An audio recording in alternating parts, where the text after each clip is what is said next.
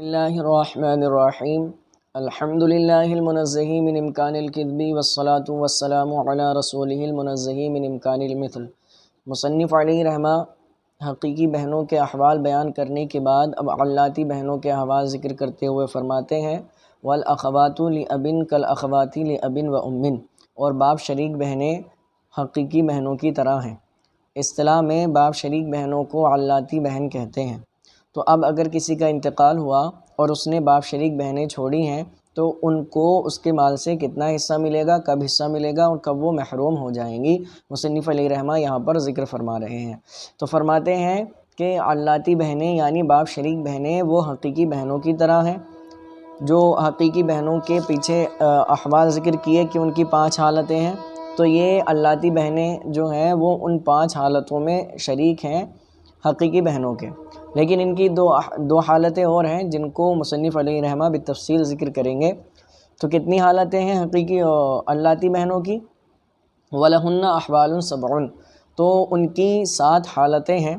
اب کس حالت میں ان کو کتنا ملے گا، کیسے ملے گا اور کب وہ محروم ہو جائیں گی؟ فرماتے ہیں النصف للواحدہ، کہ نصف ہے ایک کے لیے۔ مثلا کسی کا انتقال ہوا اور اس نے باپ شریک بہن چھوڑی ہے، تو اس کے مال سے باپ شریک بہن کو کتنا ملے گا؟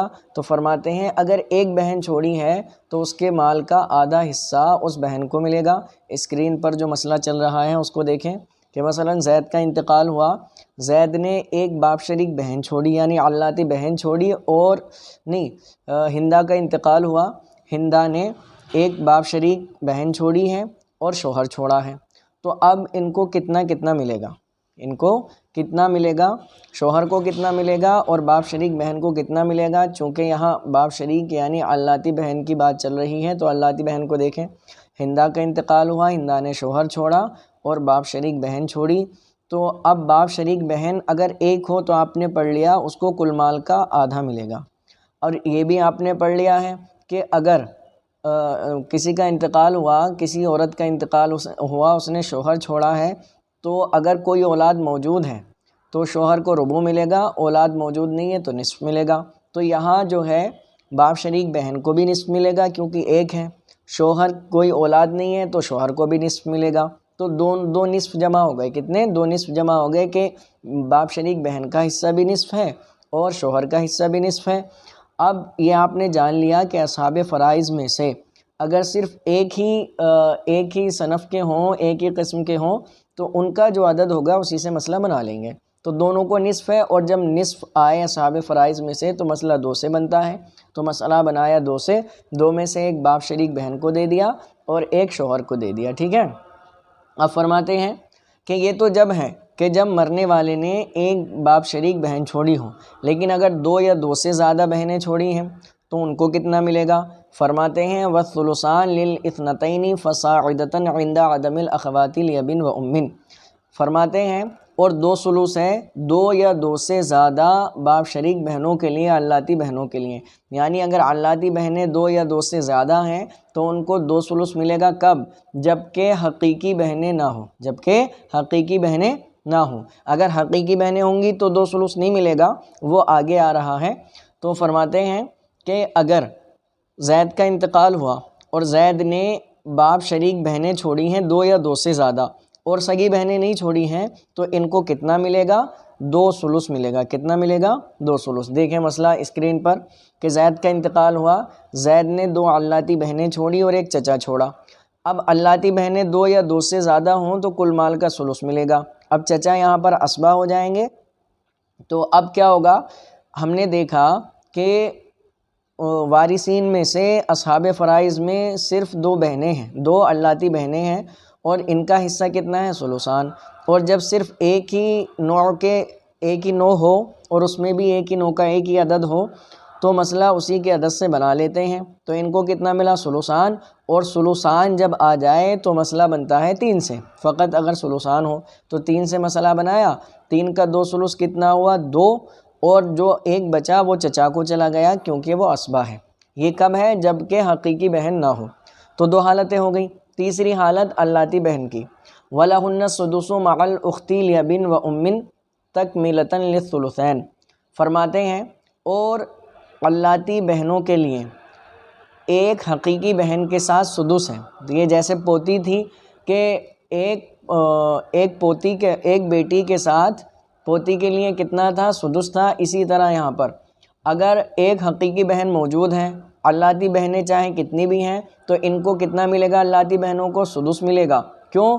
کہتے ہیں 2 ثلث پورا کرنے کے لیے، 2 ثلث پورا کرتے ہوئے، کہ جیسے پوتی کی حالت میں تھا کہ ایک حقیقی بہن ہے اس کو مل جائے گا نصف، اب جو علاتی بہنیں ہیں ان کو ملے گا سدس، اور نصف اور سدس ملا کر کتنا ہو جاتا ہے؟ 2 ثلث ہو جاتا ہے۔ 2 ثلث کو پورا کرنے کے لیے ان کو کیا ملے گا؟ علاتی بہنوں کو سدس مل جائے گا۔ مسئلہ دیکھیں اسکرین پر، جیسے زید کا انتقال ہوا، زید نے ایک حقیقی بہن چھوڑی اور ایک علاتی بہن چھوڑی ہے اور ایک چچا چھوڑا ہے، تو اگر ایک حقیقی بہن ہو تو اس کو نصف ملتا ہے، اور علاتی بہن ایک یا ایک سے زیادہ ہو ایک حقیقی بہن کے ساتھ تو اس کو سدس ملتا ہے، اور چچا ہو گئے اسبا۔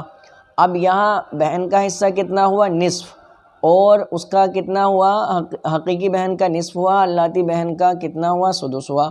اب نصف اور سدس جمع ہو گئے، یہ آپ نے جان لیا کہ نوع اول کا نصف نوع ثانی کے کسی کے ساتھ بھی آ جائے مسئلہ 6 سے بنے گا۔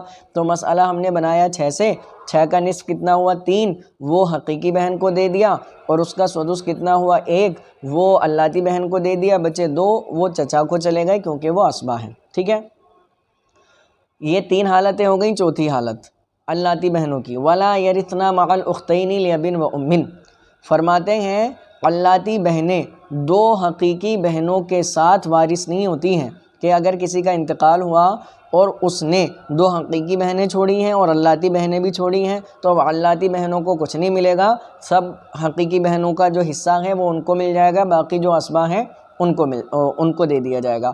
لیکن ایک صورت ایسی ہے کہ 2 یا 2 سے زیادہ حقیقی بہنیں ہونے کے باوجود علاتی بہنوں کو حصہ ملے گا، کب؟ إِلَّا أَن يَكُونَ مَعَهُنَّ أَخٌ لِأَبٍ فَيُعَصِّبُهُنَّ، فرماتے ہیں مگر یہ کہ ان کے ساتھ کوئی علاتی بھائی بھی ہو تو وہ ان کو اسبا بنا دے گا، جیسا کہ پوتیوں میں تھا کہ اگر 2 بیٹیاں ہوں تو پوتیوں کو حصہ نہیں ملے گا، لیکن اگر پوتیوں کے ساتھ پوتا بھی ہوں تو ان پوتیوں کو پوتا اسبا بنا دے گا۔ اسی طرح 2 حقیقی بہنوں کے ساتھ علاتی بہنوں کو حصہ نہیں ملے گا، لیکن اگر علاتی بہنوں کے ساتھ علاتی بھائی بھی موجود ہیں تو اب یہ جو بھائی ہیں وہ ان کو کیا بنا دے گا؟ اسبا بنا دے گا۔ جب وہ اسبا ہو جائیں گی تو فرماتے ہیں والباقی بینہم للذکر مثل حظ الانثیین، تو جو مال حقیقی بہنوں کو دینے کے بعد بچے گا وہ ان میں للذکر مثل حظ الانثیین کی طرز پر تقسیم ہو جائے گا، یعنی کہ بھائی کو جو ہے بہنوں کا 2 گنا ملے گا۔ ٹھیک ہے، اب یہ کتنی 5 حالتیں ہو گئیں، 6ٹھی حالت بتاتے ہیں۔ فرماتے ہیں اسکرین پر مسئلہ دیکھ لیجئے۔ اچھا،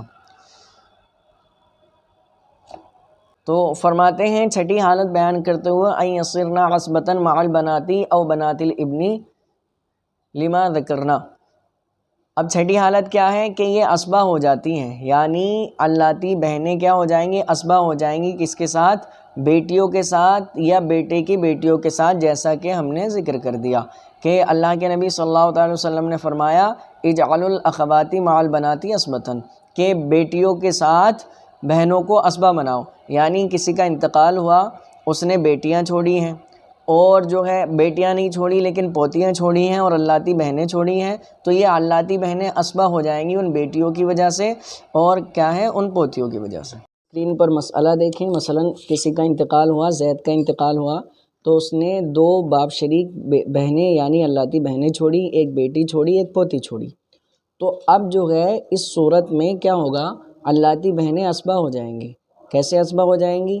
کہ اللہ کے نبی صلی اللہ علیہ وسلم نے فرمایا کہ بیٹیوں کے ساتھ بہنوں کو اسبا بنا لو، تو اب یہاں پر دیکھیں ہم کہ ایک بیٹی چھوڑی ہے، ایک پوتی چھوڑی ہے، تو اگر ایک بیٹی چھوڑتا ہے مرنے والا تو اس کو نصف ملتا ہے، ساتھ میں پوتی بھی ہو تو اس کو سدس ملتا ہے، اور بہنیں کیا ہو گئی؟ اسبا۔ تو اب نصف اور سدس جمع ہوا، اور آپ نے یہ جان لیا ہے نوع اول کا اگر نصف نوع ثانی کے کسی کے ساتھ بھی آ جائے تو مسئلہ کتنے سے بنتا ہے؟ 6 سے۔ تو 6 سے ہم نے مسئلہ بنایا، 6 کا نصف 3 بیٹی کو دے دیا اور سدس 1 وہ پوتی کو دے دیا، بچے 2، تو جو 2 علاتی بہنیں جو اسبا بنی ہیں ان کو دے دیا، ان میں 1 1 تقسیم ہو گیا ہے۔ ٹھیک ہے، آگے چلیں۔ آگے فرماتے ہیں وَبَنُو الْأَعْيَانِ وَالْعَلَّاتِ كُلُّهُمْ يَسْقُطُونَ بِالْإِبْنِ وَإِبْنِ الْإِبْنِ وَإِنْ سَفُلَا، کہ چاہے علاتی بھائی بہن ہوں یا اخیافی بھائی بہن ہوں، یہ تمام کے تمام ساقط ہو جاتے ہیں بیٹے سے، بیٹا نہ ہو تو پوتے سے، پوتا نہ ہو تو پر پوتے سے نیچے تک، اگرچہ نیچے تک ہو۔ یعنی مرنے والے نے اگر اپنا بیٹا چھوڑا ہے، نہ تو علاتی بہنوں کو کچھ ملے گا، نہ علاتی بھائیوں کو کچھ ملے گا، نہ اخیافی بہنوں کو کچھ ملے گا، اور نہ ہی اخیافی بھائیوں کو کچھ ملے گا، ٹھیک ہے۔ اور اگر بیٹا نہیں چھوڑا، پوتا یا پرپوتا نیچے تک کوئی مذکر اولاد چھوڑی ہے، تو اب ان کو کچھ بھی نہیں ملے گا۔ اسی طرح فرماتے ہیں وَبِالْأَبْ بِالْاتِّفَاق، اور اسی طرح باپ بھی ان کو ساقط کر دیتا ہے، باپ سے بھی یہ ساقط ہو جاتے ہیں۔ وَبِالْجَدِّ عِنْدَ أَبِي حنیفۃ رحمہ اللہ تعالیٰ، اور دادا سے بھی امام اعظم علیہ رحمہ کے نزدیک، ٹھیک ہے، کہ اگر مذکر اولاد میں سے کوئی چھوڑی ہے تب بھی ان کو کچھ نہیں ملے گا، باپ چھوڑا ہے تب بھی ان کو کچھ نہیں ملے گا، باپ کی جگہ دادا چھوڑا ہے تو تب بھی ان کو کچھ نہیں ملے گا امام اعظم علیہ رحمہ کے نزدیک۔ آگے فرماتے ہیں کہ وَيَسْقُطُ بَنُو الْعَلَّاتِ أَيْضًا بِالْأَخِي لِأَبٍ وَأُمٍّ، کہ علاتی بھائی بہن جو ہیں یہ حقیقی بھائی کے ذریعے بھی کیا ہو جاتے ہیں، ساقط ہو جاتے ہیں۔ مثلا کسی نے بیٹا نہیں چھوڑا، پوتا نہیں چھوڑا، نہ باپ چھوڑا، نہ دادا چھوڑا، لیکن ایک حقیقی بھائی چھوڑا ہے اور علاتی بھائی بہن چھوڑے ہیں، تو اب یہ جو حقیقی بھائی ہے اس کی وجہ سے علاتی بھائی بہن ساقط ہو جائیں گے، ٹھیک ہے۔ فرماتے ہیں اسی طرح علاتی آگے فرماتے ہیں وَبِالْأُخْتِ لِأَبٍ وَأُمٍّ، اسی طرح یہ علاتی بھائی بہن حقیقی بہن کی وجہ سے بھی کیا ہو جاتے ہیں، ساقط ہو جاتے ہیں۔ کب؟ اذا صارت عصبتاً، جب کہ یہ حقیقی بہن کیا ہو جائے، عصبہ ہو جائے۔ اگر حقیقی بہن عصبہ نہیں ہوگی تو یہ کیا ہوں گے، ساقط نہیں ہوں گے۔ کون؟